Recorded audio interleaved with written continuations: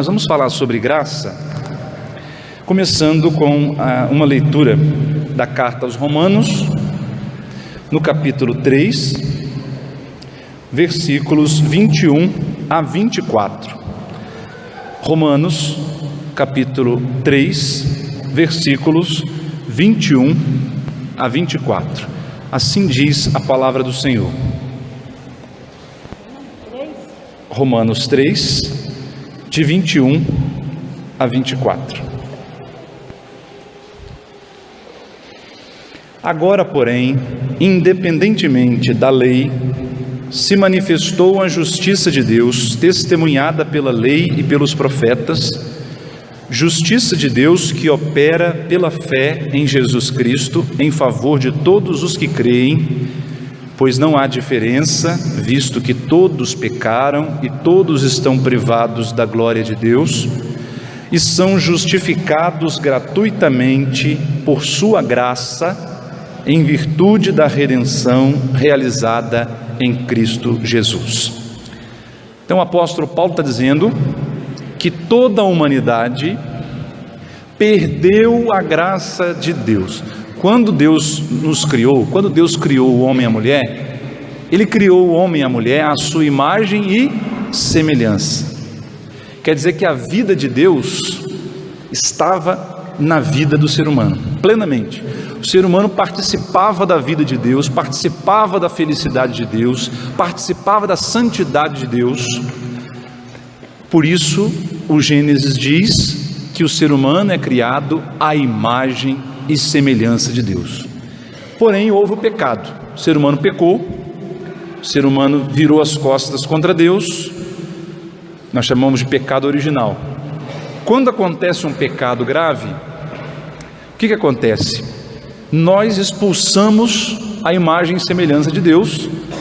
A graça, quer dizer, a imagem e semelhança não é destruída em nós, mas a graça que essa imagem e semelhança produz, essa amizade com Deus, essa vida de união com Deus, nós a expulsamos quando nós pecamos.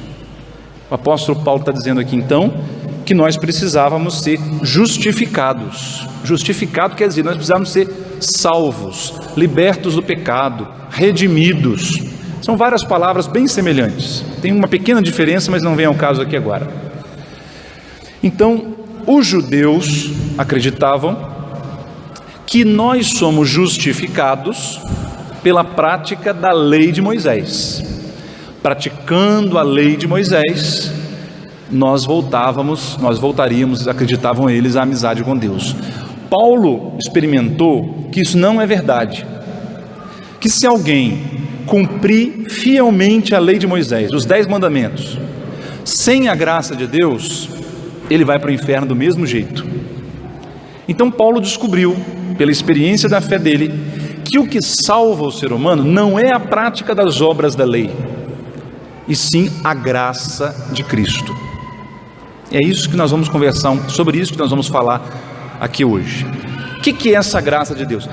Atenção, porque muita gente cristã vive como espírita. Os espíritas não são cristãos. O espiritismo é uma religião completamente avessa ao cristianismo. É impossível alguém ser ao mesmo tempo cristão e espírita. Com todo respeito aos nossos irmãos espíritas, nós os amamos, mas não venha me dizer, eu sou um espírita cristão. Isso é impossível. Tão impossível quanto ser um flamenguista e vascaíno ao mesmo tempo. Não dá, né? Não dá. Por quê?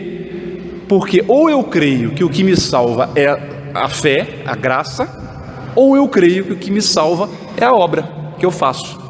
O espiritismo acredita que eu vou me purificar pelas obras de caridade, por isso tem que fazer muita obra de caridade, porque aí eu estou me purificando, e aí eu vou para o céu.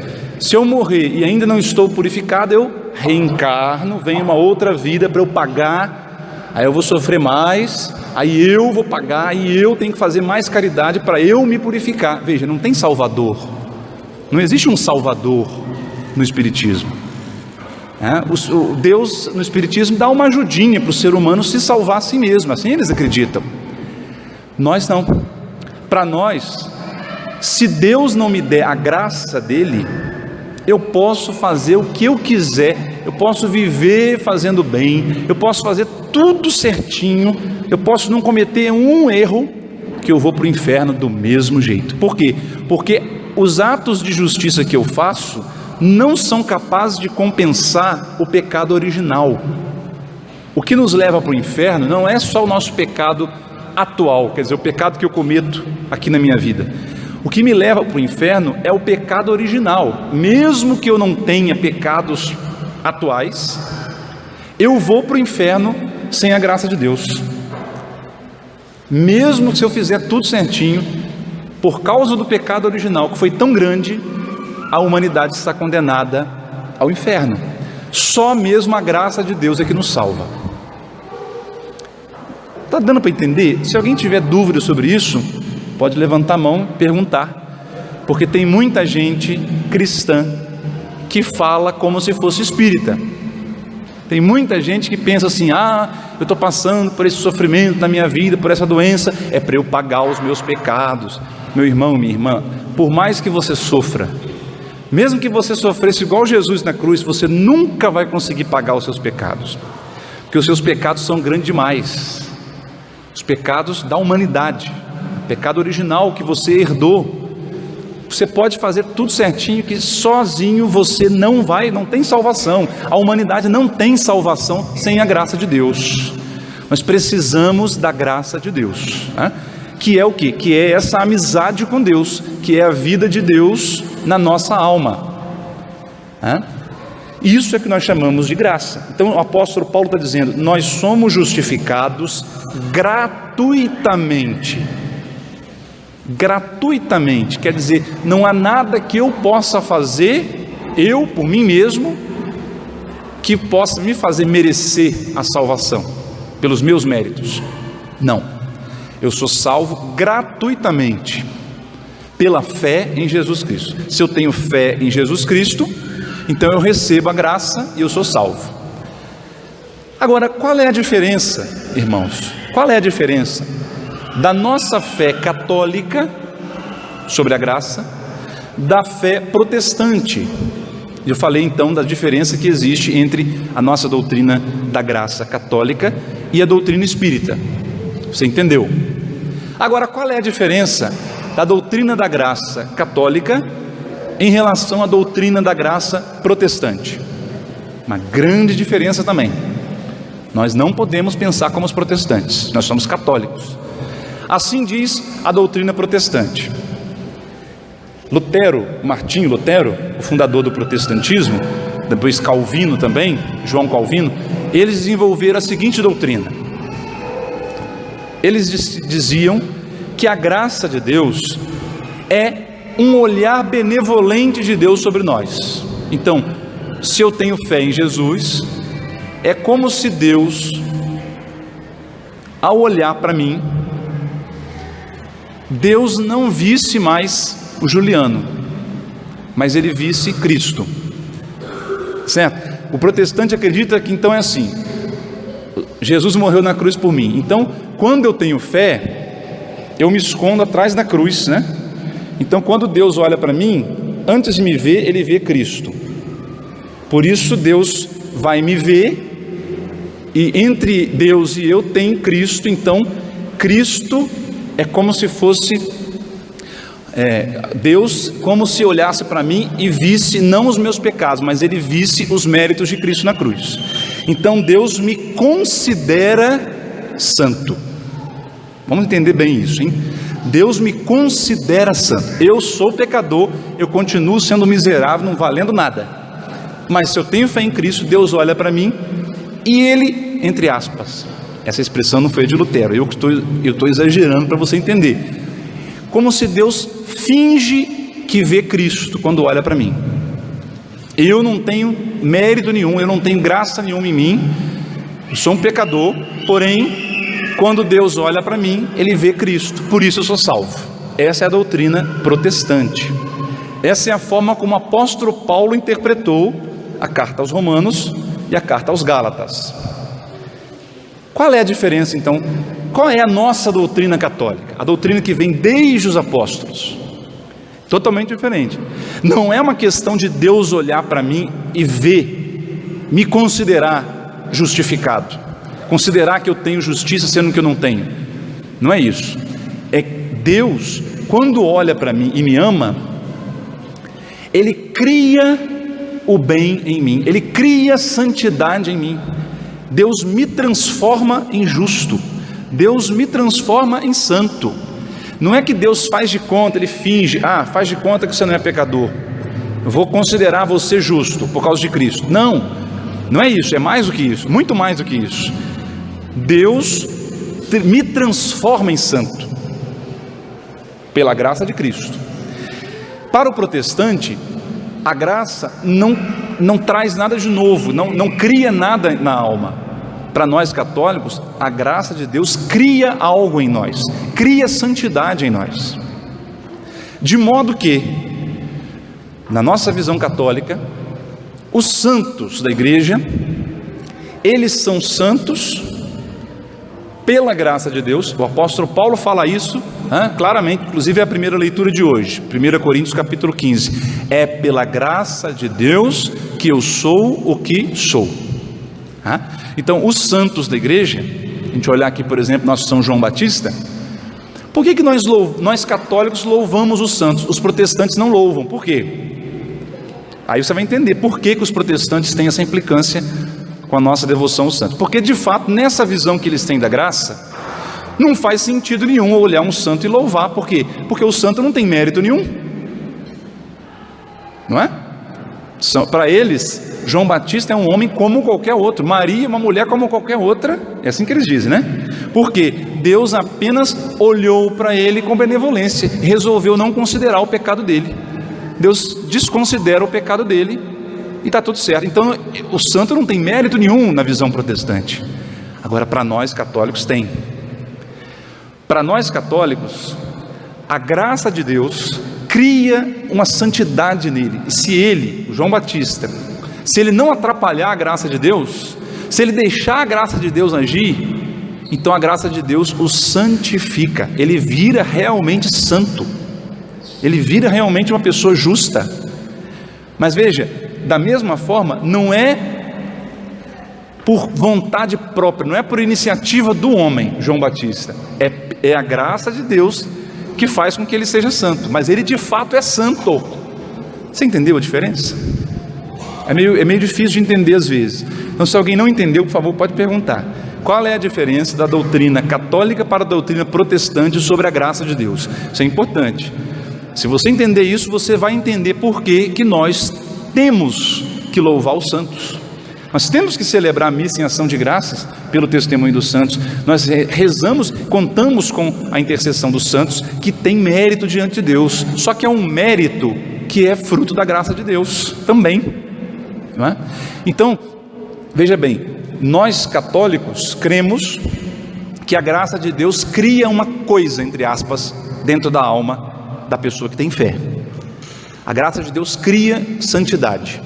Então, quando Deus olha para uma pessoa, na nossa visão católica, quando Deus olha para uma pessoa que crê em Cristo, Ele não finge que não está vendo o pecado. Ele de fato vê santidade que Ele mesmo produziu. Então, por isso nós, quando louvamos Nossa Senhora, Virgem Maria, nós não tiramos nada absolutamente da glória de Deus. Por quê? Porque ela mesma diz no Magnificat: o Todo-Poderoso fez em mim maravilhas. Ele fez em mim grandes coisas, mas Ele fez realmente. Ele não fingiu que fez. O Poderoso fez maravilhas. O anjo disse: ave cheia de graça. O anjo está falando de uma coisa da qual a alma de Maria está cheia. Existe algo que é a graça. Entendeu? Não é simplesmente Deus olha para Maria e finge que não vê o pecado dela, e isso é a graça. Não. De fato, Deus cria a santidade de Maria. Só que quando nós louvamos Maria, nós estamos elogiando a obra de arte, a obra-prima desse artista que é Deus. E qual é o artista que fica com ciúme quando nós elogiamos a sua obra? Ninguém. O artista, pelo contrário, ele se sente mais elogiado se alguém elogiar a obra dele. Por quê? Porque todo mundo sabe que aquela obra só é linda daquele jeito porque o artista que fez. A mesma coisa, nós louvamos os santos na igreja, porque eles têm neles santidade, merecimento. Só que quem faz com que eles mereçam a glória do céu é a graça de Deus. Eu estou dizendo de várias maneiras diferentes a mesma coisa, para ver se fica mais claro. Está dando para entender? Ou ainda está difícil? Por favor, manifestem-se. Está dando para entender? Ou, quem não está entendendo nada pode falar. Eu vou repito com outras palavras. É importante que você entenda, porque isso explica a nossa diferença, né? A diferença entre nós e os protestantes em matéria de fé, em matéria de batismo, em matéria do sacramento, a Eucaristia, por exemplo, em matéria da devoção aos santos. Isso explica tudo, toda a diferença que nós temos. Sim? É o seguinte, eu aprendi, né, na catequese, que quando nós somos batizados, é perdoado nossos pecados original, né? Então aí o Senhor disse que continua, né? Outra coisa, o que eu entendi, se eu estiver errada pode dizer, nós não somos merecedores, nós podemos ser perdoados, ser santificados pela graça de Deus. E os nossos irmãos protestantes, eles acham assim, porque eles seguem a Bíblia, eles já estão salvos. É isso? Não é isso, porque não, você estava quase certo. A última diferença é a seguinte: nós cremos sim que nós seremos merecedores. Se eu não for merecedor do céu, eu não vou entrar no céu. Só que quem é que me faz merecer o céu é a graça de Deus. Não, nós não somos merecedores. Por nós mesmos nós não somos merecedores, mas a graça de Deus age em nós e cria merecimento. A graça de Deus, que a senhora recebe nos sacramentos da igreja, cria na senhora um merecimento, faz com que, se a senhora não impedir a graça de agir, o problema é quando nós atrapalhamos a graça. Aí o merecimento não acontece, merecimento é mérito, né? Porque veja bem, gente, Deus é justo. Então, Deus, o que é o céu? É a retribuição dos justos.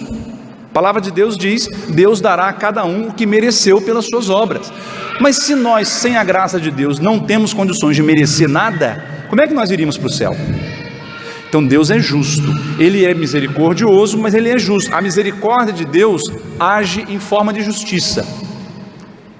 A misericórdia de Deus age em forma de justiça. Isso é que significa a palavra justificação. Porque Deus não pode deixar a justiça de lado e dizer assim: vou fingir que eu não estou vendo. Essa é a doutrina protestante, de graça. Eu olho para você, eu finjo que eu não estou vendo o seu pecado e eu te considero como se você fosse santo, mas você não é santo coisa nenhuma. Nossa doutrina católica, não. Eu sou santo sim, se eu não atrapalhar a graça de Deus, ela vai me fazendo santo mesmo. E aí a graça é uma parceria entre Deus e a humanidade.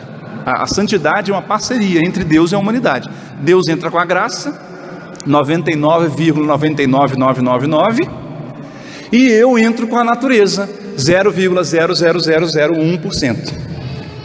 Tá certo? Tá certo? Então eu entro com uma pequena parte, mas a minha parte é só essa: não atrapalhar a graça de Deus. Se eu não atrapalhar a graça de Deus, Deus me faz santo, e aí eu mereço o céu. Ficou melhor agora? Sim? Sim, deixa eu só acabar de responder ela aqui. Então a primeira pergunta que a senhora fez sobre o pecado original e o batismo, muito boa pergunta. Então veja bem, o pecado original, ele produz em nós uma culpa, mas ele tem, além da culpa, ele tem consequências. Ele deixa uma inclinação para o mal. Isso nós chamamos de concupiscência. Concupiscência quer dizer, o pecado marcou tanto a nossa alma, o pecado original, que mesmo que no batismo a culpa do pecado original seja retirada, no batismo eu sou perdoado do pecado original. A culpa é retirada, mas a consequência do pecado original permanece na alma, porque senão Deus estaria destruindo o livre-arbítrio, né? Nós temos o livre-arbítrio, então Deus quer a nossa salvação, mas Ele nos deixa livre. Então essa liberdade ela foi danificada pelo pecado original, e ela se tornou concupiscência, Quer dizer então que se eu viver hoje, depois do pecado original, se eu viver a minha vida sem a graça de Deus, a minha concupiscência com certeza vai me levar para o inferno. É isso que eu comecei dizendo.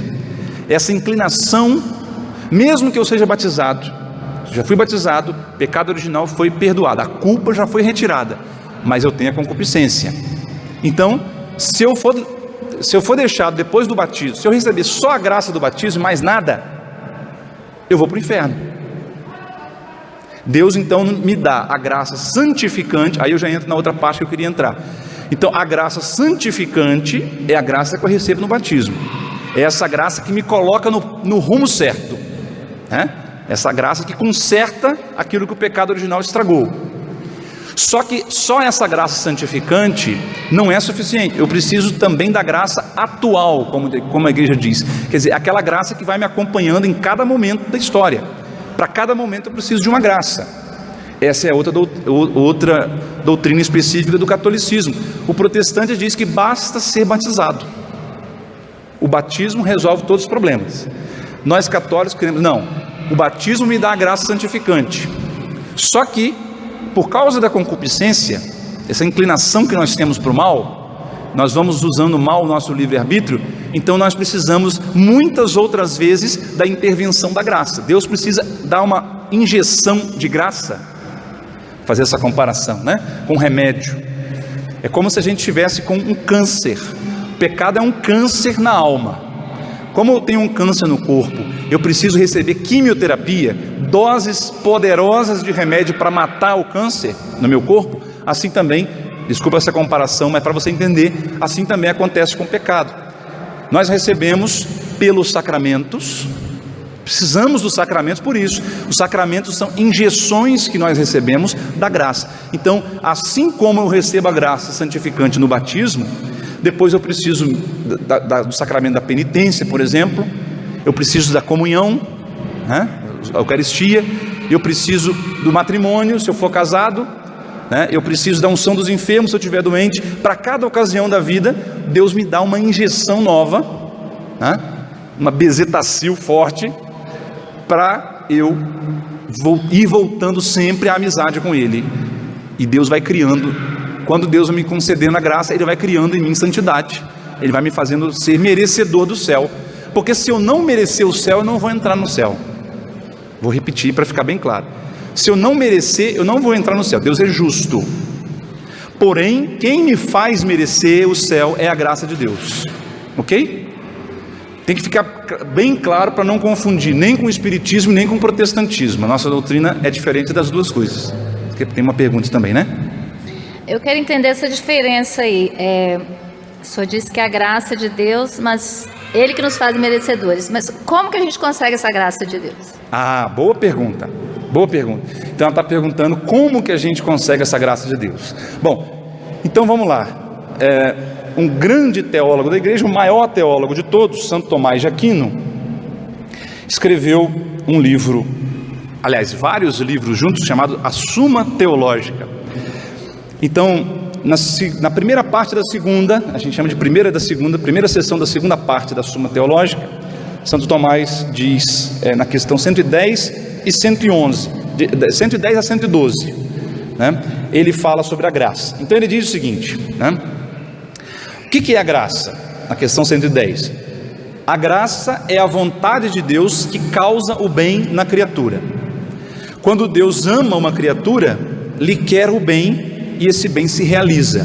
Não é só um querer, porque veja bem, quando eu quero bem a alguém, quando eu amo alguém, o amor, veja bem, o amor que eu sinto por essa pessoa está em mim, Eu amo alguém, então o amor está em mim. Agora, quando Deus ama, o amor está nele e em mim, que sou amado. O amor de Deus cria algo. O amor que eu sinto por uma pessoa não cria nada nela. Não cria nada, eu não tenho esse poder. Porque a minha vontade é limitada. Eu só consigo criar algo em mim. Eu sei que eu tenho amor por aquela pessoa, só em mim. Agora, quando Deus ama uma pessoa, uma criatura, Ele cria algo nessa criatura. Isso é a graça.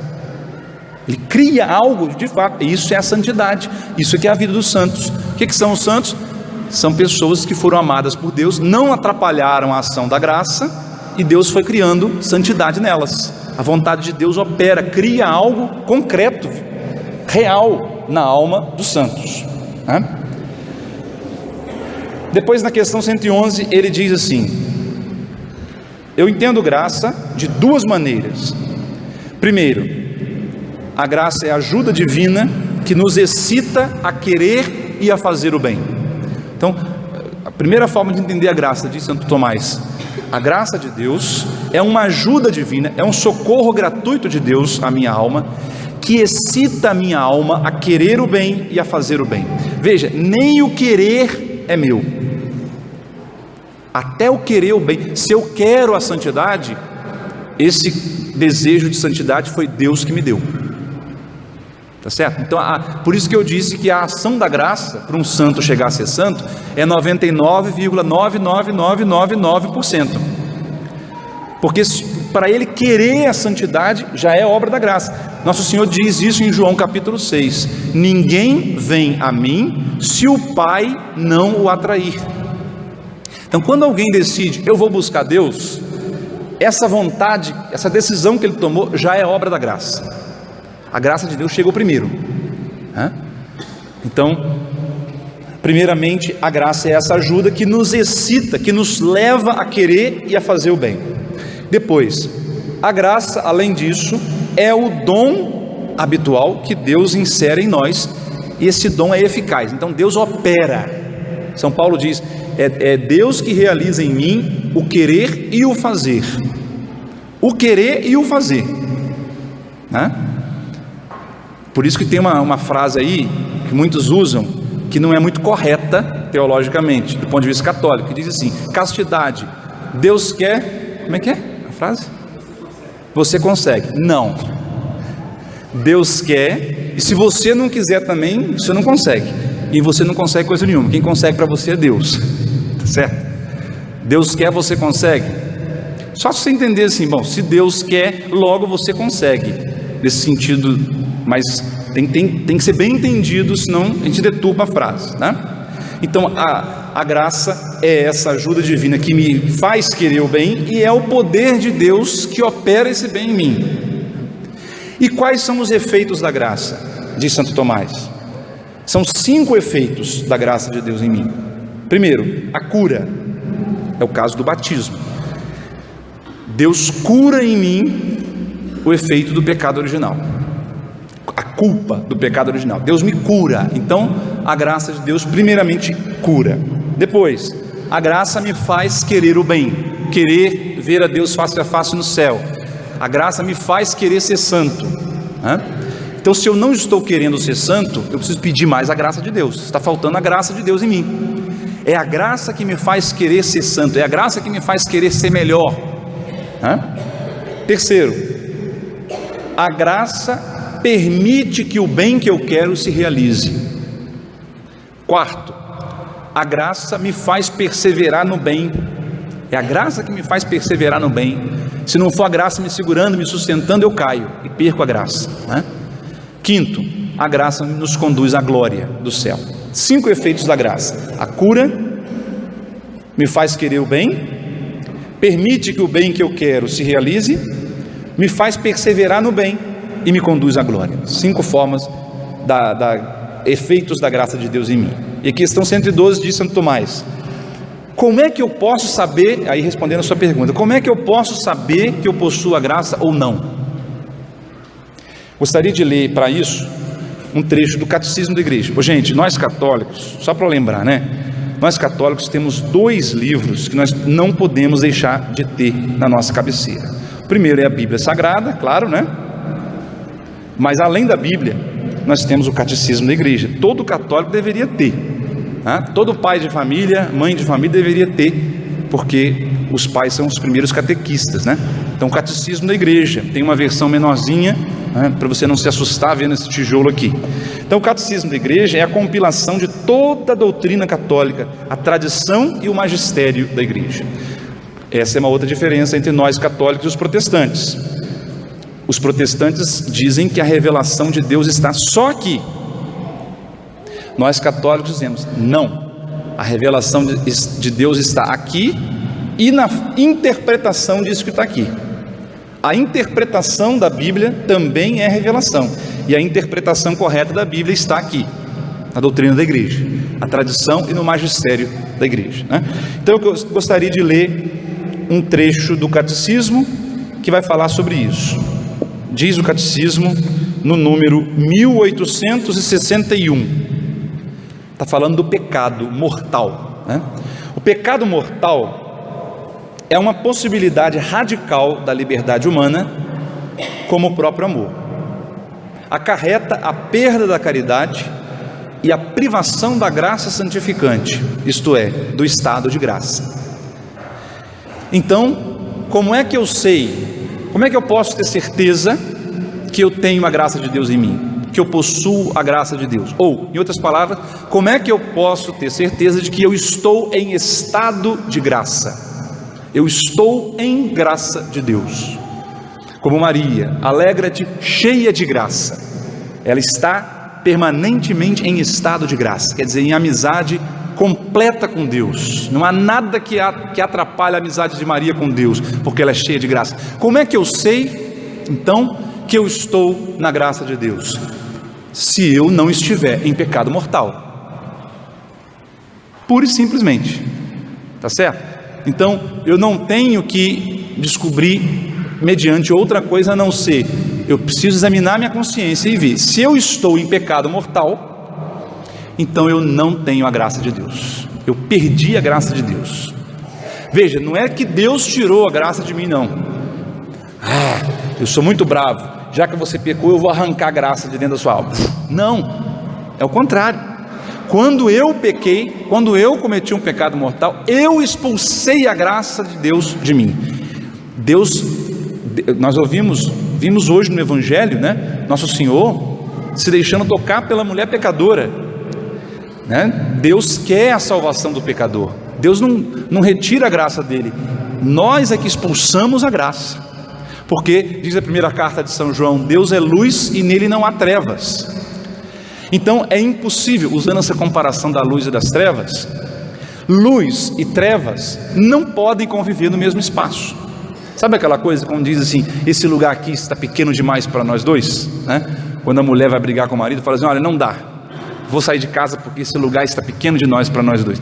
Então é isso que a graça de Deus diz para o pecado, né? Olha, essa alma aqui é pequena demais para nós dois. Ou eu moro aqui, ou você mora aqui. Não dá para os dois ficarem aqui, a luz e as trevas. Então, o que acontece? Se eu quero trevas aqui nesse ambiente, o que eu tenho que fazer? Se eu quero que isso aqui tudo fique escuro, só tem uma forma, o que eu tenho que fazer? Apagar a luz, expulsar a luz daqui. Se eu expulsar a luz, então eu tenho a treva. Pecado é apagar a luz. Pecado é dizer, graça de Deus, vai-te embora, eu quero ficar na escuridão. Isso é que é pecado mortal. Por isso, diz o catecismo, continua, se este estado de graça não for recuperado mediante o arrependimento e o perdão de Deus, causa a exclusão do reino de Cristo e a morte eterna no inferno, já que nossa liberdade tem o poder de fazer opções para sempre, sem regresso. Uai, padre, mas o padre fulano, mas eu não sei quem falou que o inferno não existe. Quem te falou isso? Te enganou. O pecado existe sim, né? O pecado é exatamente o estado eterno de privação da graça de Deus. Quem morre com a luz apagada, né? Não fisicamente, claro. Quem morre sem a graça de Deus, sem a graça santificante, expulsou a graça e não teve tempo de se arrepender, vai direto para o inferno, infelizmente. Mas Deus é tão bom, será que Deus vai deixar? Deus é bom, mas é justo. Se Deus não deixar isso acontecer, Ele está mutilando o nosso livre-arbítrio. Porque se uma pessoa está vivendo em pecado, consciente de que isso que é pecado mortal, se uma pessoa está no pecado sem ter consciência que é pecado, aí esse pecado Deus vai, claro que vai levar isso em conta. Estou dizendo assim, a pessoa sabe que está em pecado mortal. Eu tenho consciência, a palavra me diz, eu conheço a palavra, eu sei que eu estou em pecado, mas eu quero continuar em pecado. E aí eu morro nessa situação. O que Deus pode fazer? Você escolheu. Se Deus falar assim, não, mesmo assim eu vou te levar para o céu, Deus não está respeitando a liberdade do ser humano. Ser bom é uma coisa, mas ser bom não significa deixar a justiça de lado, tá certo? Então, essa é a forma de eu saber que eu estou em graça de Deus, se eu não tenho pecado. É a mesma coisa, como é que eu sei que eu estou na luz? Se eu não estou na escuridão. Se eu não estou na escuridão, automaticamente eu estou na luz. Por isso nós precisamos fugir do pecado mortal. Por isso nós precisamos dos sacramentos da igreja. Os sacramentos da igreja, os 7 sacramentos da igreja, são 7 maneiras, como eu já disse, de recebermos a graça de Cristo, a vida de Cristo em nós. Nós falamos disso já na catequese que eu dei aqui na Semana da Família. Só para retomar, para relembrar. Os 7 sacramentos são meios ordinários que Deus Nosso Senhor instituiu na igreja. Cristo inventou isso. Isso não foi um papa que criou, isso não é coisa da cabeça do padre, né? Isso quem criou foi Cristo Jesus. Ele quis que fosse assim. Os 7 sacramentos são 7 meios ordinários de nós recebermos a graça de Deus.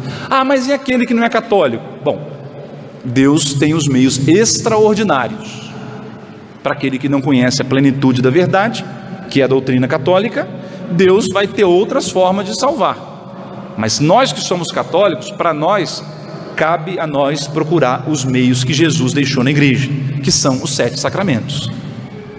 Por isso eu estou insistindo tanto na importância da confissão, né?